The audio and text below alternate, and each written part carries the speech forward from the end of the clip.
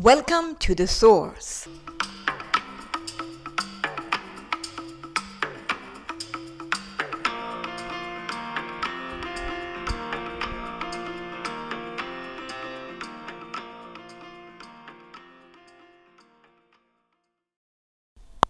Happy last day of February.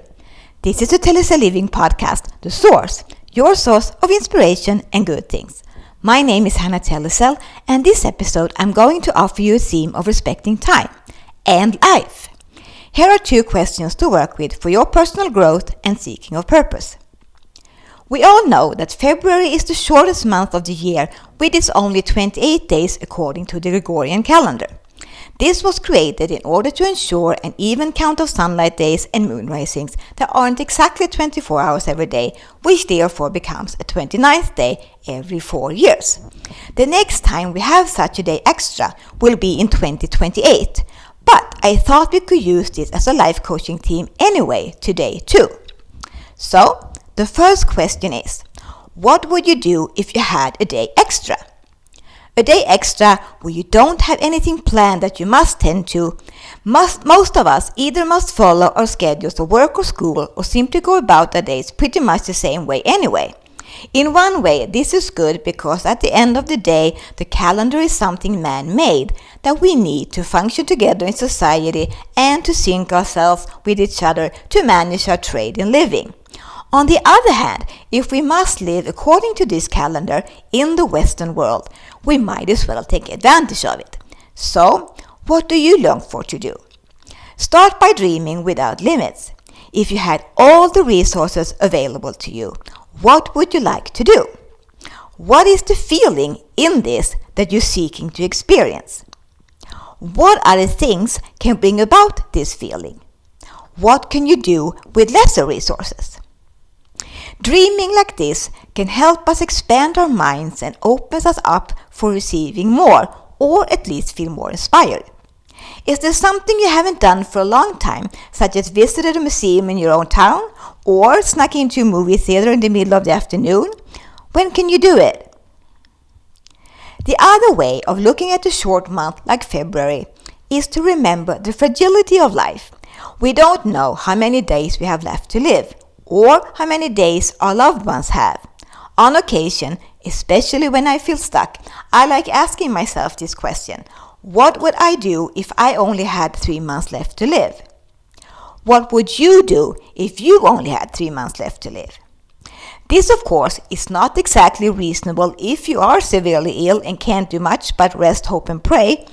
But the point isn't to stress people dealing with life-threatening illnesses, but for us who don't struggle with it at the moment, to always remember to respect and cherish both our own time on earth and others.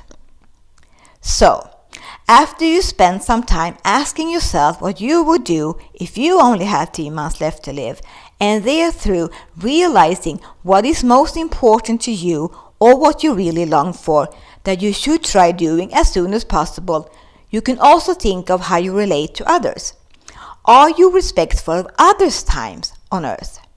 Are you delaying, stalling, obstructing, hindering, or even refusing closure with someone who needs it? And therethrough stopping that person from living a fulfilling life his or her last days. Who are you to do that? Here, of course, it's important to practice forgiveness, to see where you hold any grudges that you don't want to carry anymore, to let go of them, forgive yourself and others, and ask to be forgiven as well. It was when I asked myself this question, what I would do if I only had 3 months left to live in 2008, that I felt my heart clearly say to go back to Hawaii and see the people there again that I had gotten to know in 2004 and 2005. And what do you know? Life offered me an unexpected opportunity to return a year later, which I did.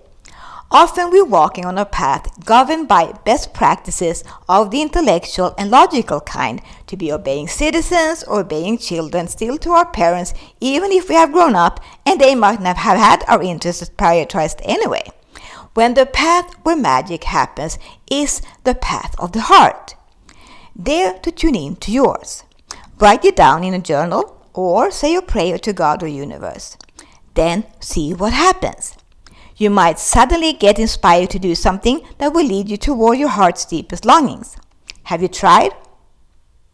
The next episode of the Source podcast can be heard on March the 3rd to celebrate Wildlife Day, all our animal friends making up our ecosystem together with us.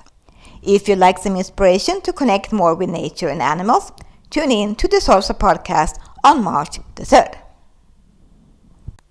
Thanks for listening. Please rate, review, and subscribe for more life coaching tips. And remember, care about yourself, others, and Earth. Aloha!